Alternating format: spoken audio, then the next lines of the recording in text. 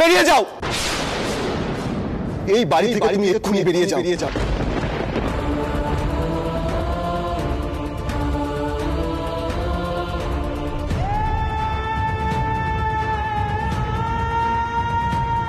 আমিও আমার মেয়েকে চিনি। আমি ওকে এমন শিক্ষা দিইনি যে অন্যায়ভাবে অন্যের দিকে আঙুল তুলবে, অকারণে কারণ নামে মিথ্যে কথা বলবে। ওর সততার জন্য ওকে সবাই চেনে, সবাই ওকে ভালোবাসে। তাই সত্যি কথা বলার জন্য ওকে যদি শাস্তি পেতে হয়, ওর কপালে যা আছে ও সেই শাস্তি মাথা পেতে নেবে, কিন্তু অন্যায়ভাবে এখানে মাথা গুঁজে পড়ে থাকবে না। আমি ওর মা হয়ে ওকে থাকতে দেব না। এত নাটক না করে নিয়ে বিদায় হন না, তাহলে তো আমিও বাঁচি।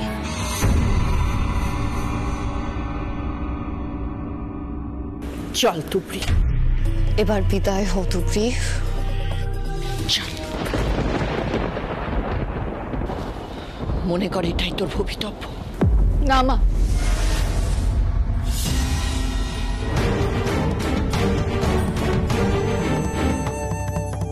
আমি ভাগ্য বলে কিছু মানি না। নিজে হাতে নিজের ভাগ্য তৈরি করতে চাই, এটা আপনি নিশ্চয়ই জানেন। আর তাছাড়া আমি তো কোনো দোষ করিনি, সুতরাং অকারণে মাথা পেতে দোষটা নেওয়া ঠিক নয়। আপনি সত্যি মিথ্যে কিছু না জেনে আমাকে দোষারোপ করতে পারেন না, আমায় শাস্তিও দিতে পারেন না।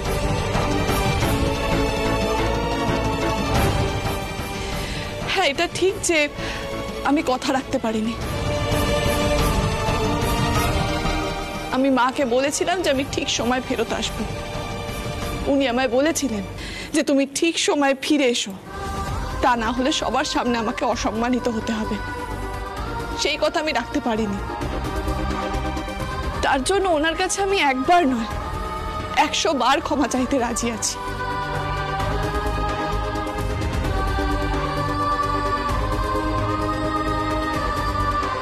আমি আপনাকে দেওয়া কথা রাখতে পারিনি, তার জন্য আপনাকে অনেক অসম্মানিত হতে হয়েছে।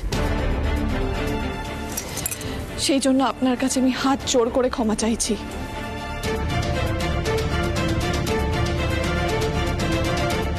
কেন?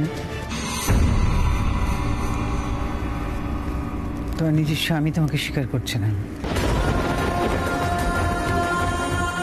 যারা তোমাকে ভালোবাসবে তারা কেউ তোমার পক্ষ নিতে পারছে না,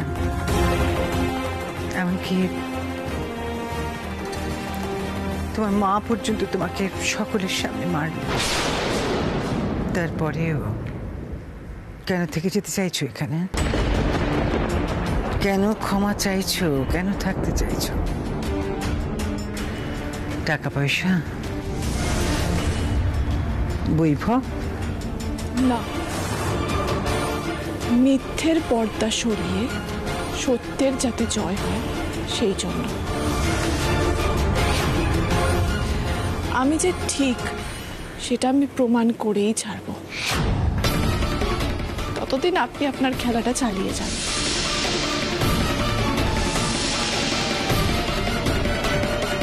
তুবড়ি, আমি তোমাকে ক্ষমা করে দিতেই পারি, কিন্তু আমার যে অসম্মানটা হয়েছে সেটা তো আর ফিরবে না। তুবড়ি, পারবে তুমি ফিরিয়ে দিতে? পারবে না। বেশ তো, কথা যখন দিয়ে গেছিলি তখন ফিরতে এত দেরি করলি কেন? কারোর পরীক্ষা কি এতক্ষণ হয় নাথবো? এই একটা ভালো প্রশ্ন করেছেন আপনি। এতক্ষণ আপনাদের পারিবারিক ব্যাপার চলছিল, তাই আমি কিছু বলিনি। এবার আমি বলবো।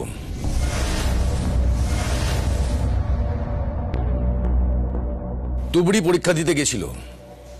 পরীক্ষা হয় 1 ঘন্টার, 3টের সময় পরীক্ষা শুরু হয়। তাহলে তুবড়ি এতক্ষণ কি করছিল?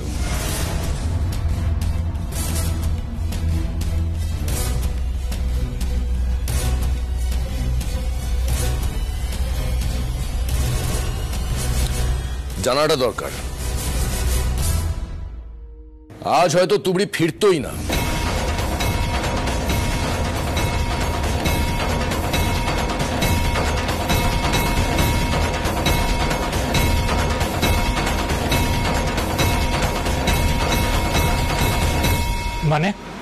মানে তুবড়িকে মেরে ফেলা প্ল্যান করা হয়েছিল।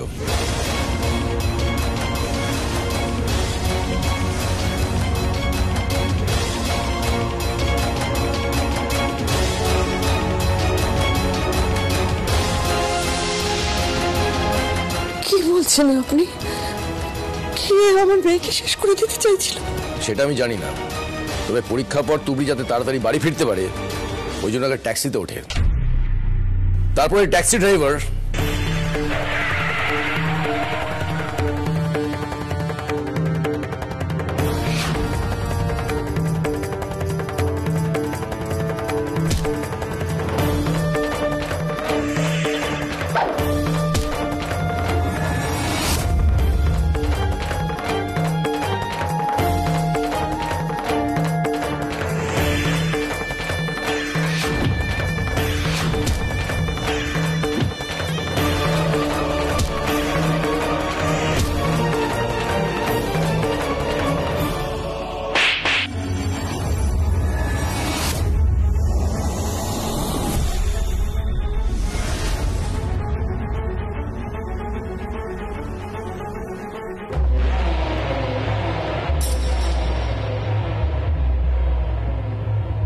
তোকে মেরে এখানে মাটি খুঁড়ে তোর বডিটাকে মাটি চাপা দিয়ে দেবো।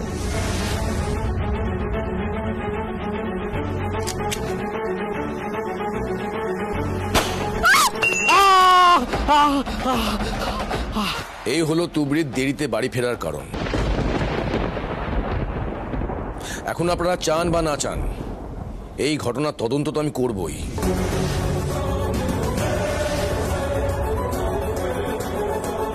কে এই ঘটনা ঘটিয়েছে, কে এর পেছনে আছে সেটা আমি বের করবই।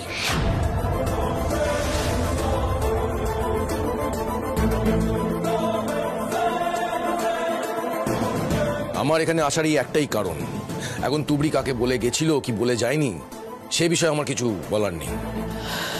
অফিসার, আমার মেয়ের এত বড় শত্রু কে আছে যে ওকে ওকে শেষ করে দিতে চায়? মা, তুমি চিন্তা করো না মা, কোনো দিনও কোনো লড়াইয়ে তোমার মেয়ে হারেনি আর হারবেও না। জীবনে কোনো দিনও আমি কোনো অন্যায় করিনি মা, আর করবও না। ছোট, মাকে সাবধানে বাড়িতে নিয়ে যা।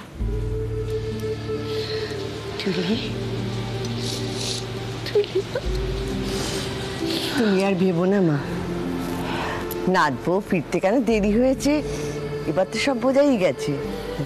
বাকি ভুল বোঝাবুঝি যা আছে আমরা সব মিটিয়ে নেব। সাবিত্রী, তুই এ বাড়ির আর কাউকে না চিনিস, আমাকে তো চিনিস।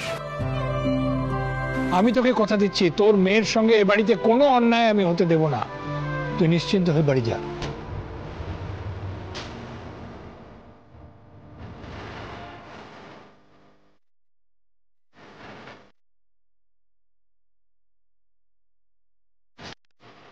আপনি তো শুনলেন যে ও কেন সময় মতো আসতে পারেনি। শুনলাম, কিন্তু আমি একটা কথাই বুঝতে পারলাম না, তুই কেন আমার নামে এরকম মিথ্যে কথা বললো?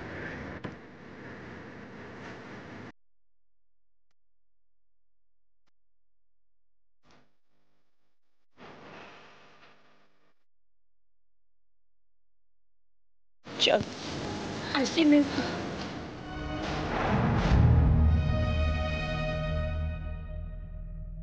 নিশা, যে যার বাড়ি ফিরছে, চলো এবার। না বাবা। না মানে? এখানে আর কেন থাকবে? তুমি তো দেখছো, বলো অর্জুন আর তুবড়ির ভেতরে কতটা ঝামেলা, আর বন্ধু হিসেবে তো আমারই দরকার না ওদের ভেতরে এই সমস্যাটা মেটানোর। তো আমি এখানে কয়েকদিন থাকি, পরিস্থিতিটা একটু নর্মাল হলে আমি চলে আসবো। হ্যাঁ, কয়েকটা দিন না হয় থাকুক আমাদের সাথে। অনুষ্ঠান তো শেষ হয়ে গেছে, এবার আমরাও তো ফিরবো, তো আমাদের সঙ্গেই ফিরে যাবে ও। দেখুন, আমি একটা কথা বলি, নিশা আমাদের বাড়ির গেস্ট। আমাদের বাড়ির এই সমস্ত অশান্তির জন্য নিশা যদি বাড়ি থেকে চলে যায়, সেটা আমাদের অপমান। আমি আপনাকে রিকোয়েস্ট করছি, নিশা আর কটা দিন আমাদের এখানে থাকুক, তারপর চলে যাবে। ঠিক আছে নিশা, দেখো এ বাড়ির যেন কোনো অশান্তির কারণ তুমি না হও। আমি তোমার বিরুদ্ধে কোনো অভিযোগ চাই না। তোমাকে দেখে যা বুঝলাম, তুমি একাই অনেকক্ষণ লড়তে পারো, সে ঘরে হোক কি বাইরে হোক। বাইরের লড়াইতে তোমার পাশে আমি ছিলাম, কিন্তু ঘরের লড়াইটা তোমাকে একাই লড়তে হবে।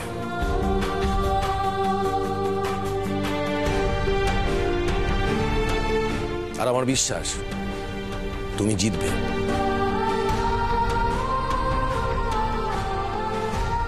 তোমার সাথে আমার আবার দেখা হবে। আসছি আসছি।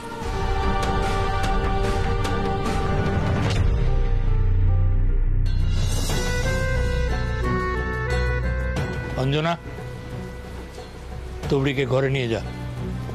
হ্যাঁ, ওটা ফুলসজ্জা, ফুলের গয়না দিয়ে তো সাজাতে হবে। সাবিত্রী তো ফুলের গয়না দিয়ে গেছে। আমি সাজিয়ে দিচ্ছি ঠাম্মি। ফুলের গয়নাগুলো আমি নিয়ে যাচ্ছি মা।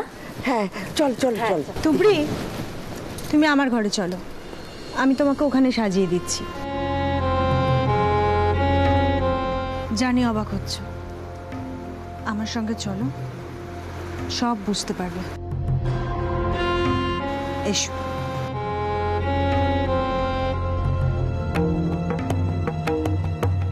আমি জানি যে তুমি বড় বৌদিকে পছন্দ করো না, ওনাকে দোষ দাও, কিন্তু আমাকে কেন দোষ দিচ্ছ? আমার সাথে কি সমস্যা? তুমি তো পুরো বানানো গল্প বলছো। আমি তোমাকে বিশ্রাম নেওয়ার জন্য আমার ঘরে নিয়ে গেলাম, আর সেটাকে কাজে লাগিয়ে তুমি আমাকেই দোষ দিচ্ছ।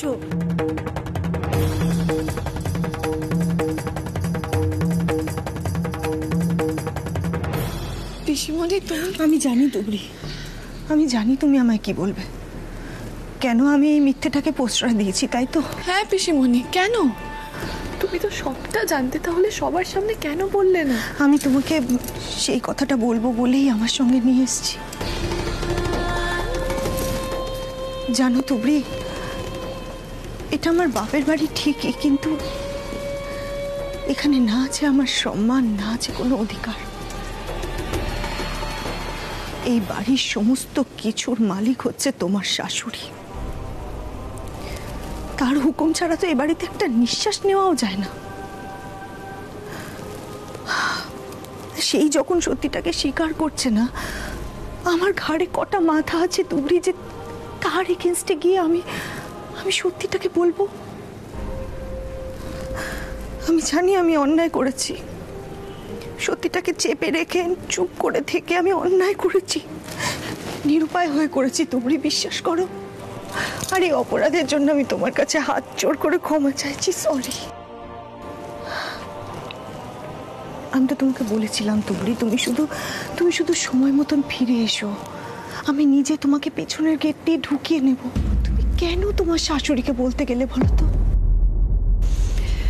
একদিক দিয়ে ভালোই হয়েছে জানো তো, আমি ঠিক সময় যে ফিরে আসিনি, তা না হলে তুমি নিজেকে বাঁচাতে পারতে না।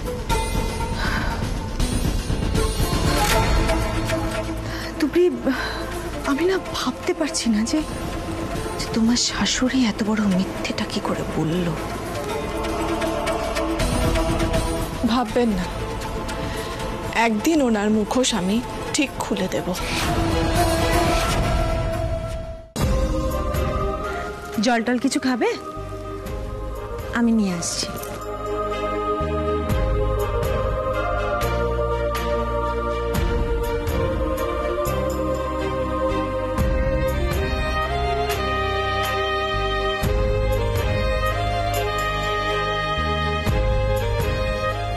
নাচবো কি রে, আজ তোর ফুলসজ্জা, কোথায় লজ্জা লজ্জা মুখ করে বসে থাকবি, তা না মুখ বম্বি করে রয়েছে। হাসটা কি? হ্যাঁ তাই তো, বরের মন ভোলাবে কি করে এরকম করলে? এই যে ওর সাথে সম্পর্কটা কি সেটা ভুলে গেছো তাই না? এই তুই চুপ কর তো, একদম ছাড় এই সমস্ত কথা। এখন আমরা সব বন্ধু। হ্যাঁ কি তাই না তুবড়ি? একদম।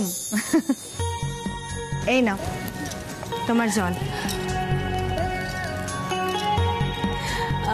অঞ্জনা, তুই এবার ওকে সাজাতে শুরু কর, আর এমন সাজাবি যেন আজকে ওকে দেখে অর্জুন মুখ ফেরাতে না পারে। আচ্ছা ঠিক আছে ঠিক আছে, তোমরা এবার সরো তো, আমাকে নিয়ে যেতে দাও। এসো এসো এসো এসো।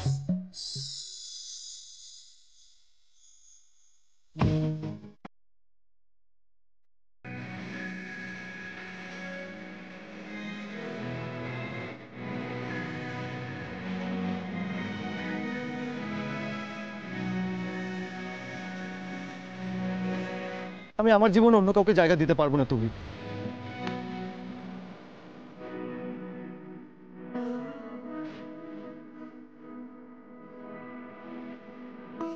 আজ কি আপনার আর সেই ভালোবাসা নেই অর্জুন?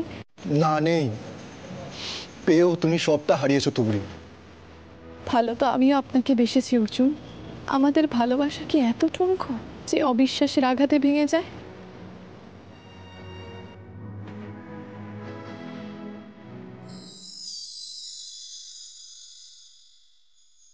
ঠাম্মি এসে দেখো একবার। কই দেখি দেখি দেখি।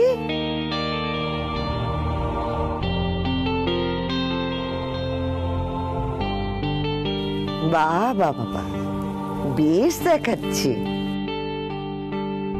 সত্যি কি সুন্দর দেখাচ্ছে তুবড়িকে। আজ অর্জুন তুবড়িকে দেখে তো ওর সব রাগ গলে জল হয়ে যাবে। চল নাচবো, চ, আয় আয় আয়, চলো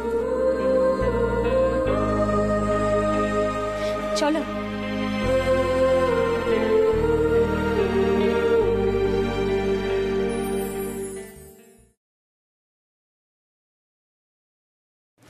অর্জুন, বাবা,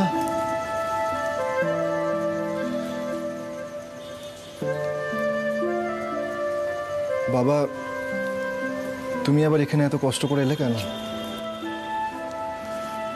কষ্ট? হ্যাঁ তা একটু হয়েছে বই কি, তবে অর্জুন সেটা আমার শরীরের কষ্ট, ও একটু বিশ্রাম নিলেই ঠিক হয়ে যাবে। কিন্তু বাবা, তোর যে মনে কষ্ট, আর সেই কষ্টটা তোকেই ঠিক করতে হবে। আচ্ছা অর্জুন, তুই ভালোবাসার কথা বলছিলি না? তোর কি মনে হয় এত সহজে ভালোবাসা নষ্ট হয়ে যায়, শেষ হয়ে যায়? না রে, দেখ তুই ভালোবেসে বিয়ে করেছিস, আর সেই বিয়ের সম্পূর্ণ দায়িত্ব তোর। দায়িত্ব তো শুধু আমার একার নয় বাবা। মানছি তোর একার নয়, কিন্তু অর্জুন আমাকে একটা কথা বলতো, তুবড়ির যে আজ পরীক্ষা ছিল সেটা তুই জানতি? জানতাম। তাহলে সবাই মিলে যখন আমরা তুবড়িকে খুঁজছিলাম তখন তুই একবারও বলিসনি কেন? তুই একবারও ফোন করে তুবড়ির কোনো খবর নিসনি কেন? সে কোথায় আছে, কিভাবে আছে, কোনো বিপদে পড়লো কিনা? না রে অর্জুন, এক্ষেত্রে সম্পূর্ণ দোষ তোর। শোন অর্জুন, এখনো সময় আছে। তুবড়ির দেরি করে ফিরে আসার কারণটা যখন জানা গেছে তখন ঘরে যা, সবটা মিটিয়ে নে বাবা।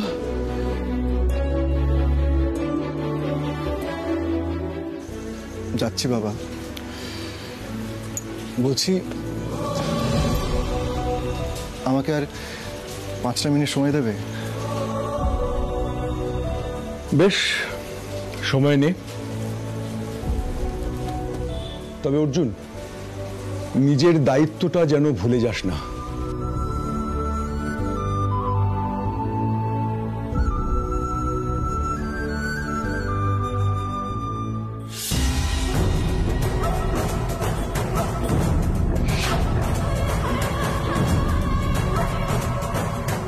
5 মিনিট পর তুমি ফুলসজ্জা করতে ঘরে যাবে অর্জুন। কিন্তু আমি তো তোমাকে যেতে দেবো না। তোমার বাবা এসে যে আগুনটা নিভিয়ে দিয়ে গেল, তার ঠিক 3 গুণ আগুন আমি জ্বালাবো তোমার মনে।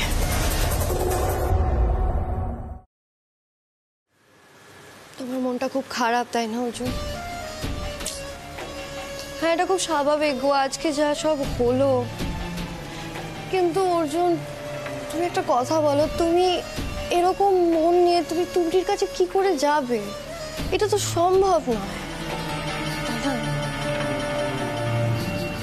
আর দেখো, আজকে ফুলশয্যা হয়ে যাওয়া মানে তুমি ওর অপরাধগুলো একরকম ভাবে কিন্তু সব মেনে নিলে। আর আমি তো বুঝতে পারছি না যে সেই মেয়েটা তোমার মাকে এইভাবে অপমান করলো, কাঁদালো, তার কাছে নিজেকে এইভাবে সঁপে দেবে?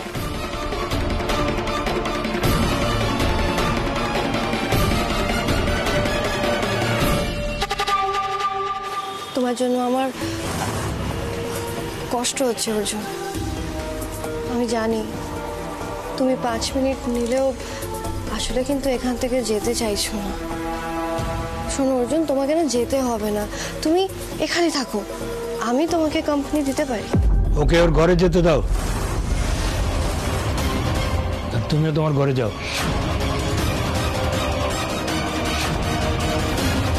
কি হলো, যাও।